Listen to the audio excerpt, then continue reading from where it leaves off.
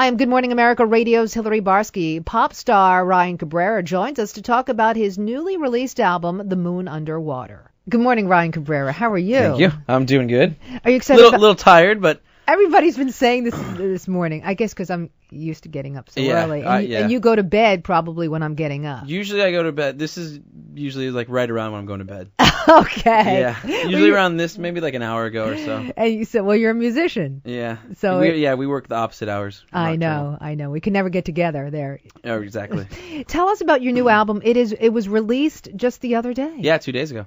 How cool is that? Very, very cool. It was exciting for me because especially this was like the longest process that's ever, my first two records were kind of quick. Like I made them and they're out and all that stuff. But this one took about 3 years in the making. So for it to actually come out, it's kind of weird. The Moon Underwater. Yeah.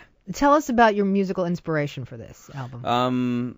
Well, I guess kind of all over the place, Me personally, like, I'm inspired by everything, like from the Beatles to Zeppelin to Michael Jackson to Paul Simon, kind of all over the place. But the main inspiration for this record was that just to make songs that I, were real and honest and true, and it didn't really have to have a specific genre, which is was cool because I made this one independently. So I had the freedom to kind of put some songs on the record that I wouldn't have been able to before. Ever since you were a little wee one growing up in the Big D, did you want to... Chap. Little chap, did you want to become a singer, songwriter, guitarist? No, not until I was 16. Oh, so this was later for you. Yeah, well, I mean, I'd always loved music. I was obsessed with music, but I never played anything. I didn't play any instruments until Dave Matthews was actually the first kind of real reason why I wanted to pick up a guitar. So I saw him playing and I was like, oh, that's gonna be me. I want to do that. And so I picked up acoustic. Yeah. Most people say that, and that never comes to fruition. You know that. It's kind of crazy. So how do you think that happened to you? I just luck, And I think talent has something to do with it. Yeah. Well, I mean, there's tons of talented people in the world. It's just kind of like being at the right place at the right time and just getting heard. Yeah. It is. And that could be heard. Anybody. So you're right. Even with actors and actresses, they have the talent within them, and some of them never make it. It also depends how long people are willing to stick with it.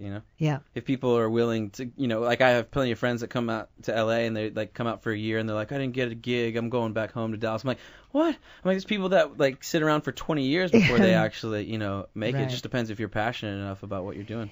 Now, you have created your own label. So you are your own label. You don't have to be dependent on another entity to make you successful. You can make it's all about you. Yeah, which is really cool, but then really scary at the same time. It's about 6 times as much work, but at the end of the day, as an artist, you're happier, because you don't have, somebody, in a suit, telling you what your music should sound like. It's like if you're an artist, you know what your music should sound like. So how hard is it for you to juggle both? Because you have to do your music Very side hard. And you have to do your business side. Yeah, it's really hard because you're having to do stuff that you never did before. Like now I'm out on tour. I leave for tour in a week and a half. And I'm like, oh, I forgot to do merch.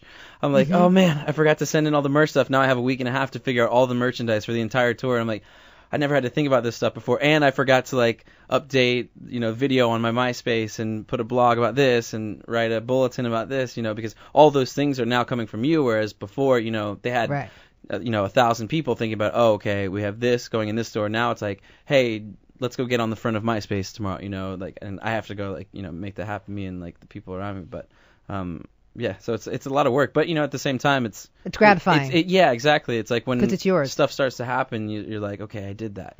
Okay, I'm looking at one of your tattoos, and I know you have this tattoo. I'm guessing this one. That's the one of the Beatles, and it's symbolic of them walking on Abbey Road. Yeah.